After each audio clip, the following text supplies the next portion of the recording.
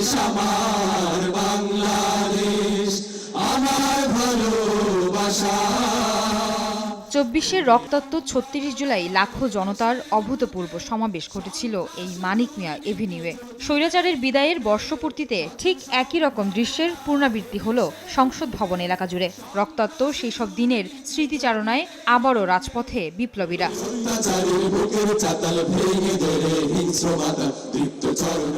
দিনটি উদযাপনের বর্ণাঢ্য সাংস্কৃতিক অনুষ্ঠানের আয়োজন করেছে সরকার। মঙ্গলবার বেলা ১১টায় সাইমন শিল্পী গোষ্ঠীর পরিবেশনার মধ্য দিয়ে শুরু হয় আয়োজন।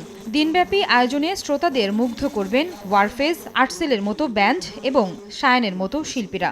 থাকবে বিশেষ ড্রোন শো।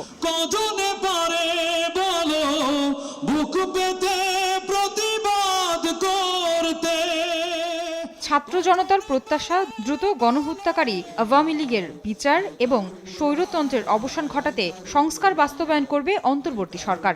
কোনো ধর্ম, কোনো দল এরকম না হয়ে, নারী পুরুষ মতভেদ না হয়ে একমাত্র বাংলাদেশি পরিচয় হিসাবে সবাই সমান অধিকার পাবে। আমরা সরকারের কাছে এটাই আশা করছি। এদিন বিকেল ৫টায় সংসদ ভবনের দক্ষিণ প্লাজায় জুলাই বিপ্লবীদের স্বীকৃতি দিয়ে ঘোষণাপত্র পাঠ করবেন প্রধান উপদেষ্টা ডক্টর মোহাম্মদ ইউনূস। প্রতীক্ষিত ঘোষণাপত্রে আপ্লুত অভ্যুত্থানকারী ছাত্র জনতা।